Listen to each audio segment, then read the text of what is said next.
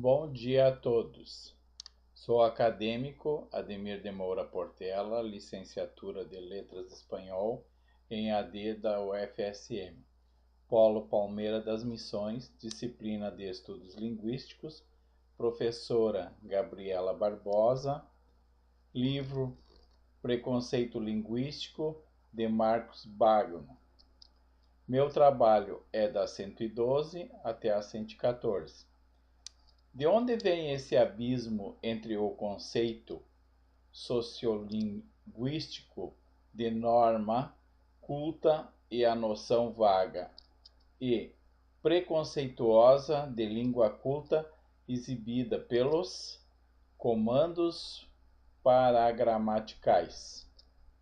Como tantos especialistas de verdade vêm insistindo em mostrar, esse abismo nasce da recusa dos defensores da gramática tradicional de acompanhar os avanços da ciência da linguagem. Consultando, por exemplo, a bibliografia do livro com todas as letras de Eduardo Martins, lançado no início de 1999, verifica-se que, dos 26 títulos consultados por ele, nenhum é de obra científica especializada, 10 são comandos paragramaticais em forma de livros que listam não sei quantos mil erros em português, entre os quais o manual de redação e estilo do jornal, o Estado de São Paulo, de autoria do mesmo Martins. 11 são dicionários de língua e ou de regência verbais e nominais, obras escritas à moda antiga e não segundo a critérios da lexicografia contemporânea, e 5 são gramáticas normativas. Como todo comando paragramatical digno do nome, esse também se caracteriza por sua inflexível endogamia para conservar pureza de sua língua, só aceita manter relações com indivíduos de sua própria casta. Como reconhece o próprio Ministério da Educação, no documento já citado, não se pode mais insistir na ideia de que o modelo de correção estabelecido pela gramática tradicional seja o nível padrão de língua ou que corresponda à variedade linguística de prestígio. Para separar o ideal do real, como eu já disse, é necessário empreender a identificação e a descrição da verdadeira língua falada e escrita pelas classes cultas do Brasil. É uma tarefa que tem de ser feita e que está sendo feita.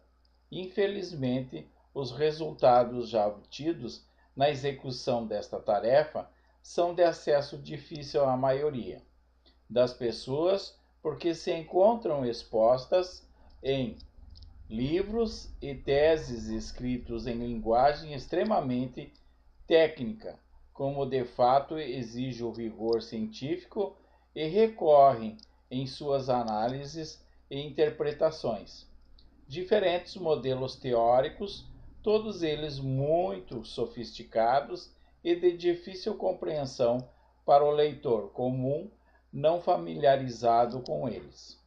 É preciso escrever uma gramática da norma culta brasileira em termos simples, mas não simplistas, claros e precisos, com objetivo declaradamente didático, pedagógico, que sirva de ferramenta útil e prática para professores, alunos e falantes em geral. Sem essas gramáticas que nos descreva, explique a língua efetivamente falada pelas classes cultas, continuaremos à mercê das gramáticas normativas tradicionais, que chamam erradamente de norma culta, uma modalidade de língua que não é culta, mas sim cultuada. Não a norma culta como ela é, mas a norma culta como deveria ser, segundo as concepções antiquadas dos perpetuadores do círculo vicioso do preconceito linguístico. Mudança de atitude. Enquanto essa gramática não chega, temos de combater o preconceito linguístico com as armas de que dispomos. E a primeira campanha a ser feita por todos na sociedade é a favor da mudança de atitude. Cada um de nós, professor ou não, precisa elevar o grau da própria autoestima linguística. Recusar com veemência os velhos argumentos que visem menosprezar o saber linguístico individual de competentes de nossa língua materna, parar de acreditar que brasileiros não sabem português, que português é muito difícil, que os habitantes da zona rural ou das classes sociais mais baixas falam tudo errado. Adicionar nosso senso crítico toda vez que nos deparamos com um comando paragramatical e saber filtrar as informações realmente úteis, deixando de lado e denunciando de preferência as afirmações preconceituosas, autoritárias e intolerantes, da parte do professor em geral e do professor de língua em particular. Essa mudança de atitude deve refletir-se na não aceitação de dogmas, na adoção de uma nova postura crítica em relação ao seu próprio objeto de trabalho, a norma culta. Do ponto de vista teórico, esta nova postura pode ser simbolizada numa simples troca de sílaba. Em vez de repetir alguma coisa, o professor deveria refletir.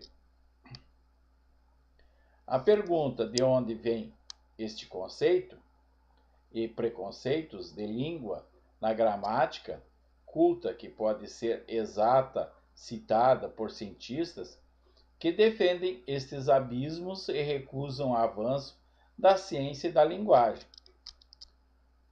Exemplo, a bibliografia do livro de Eduardo Martins verifica que, dos 26 títulos, nenhum é da obra científica.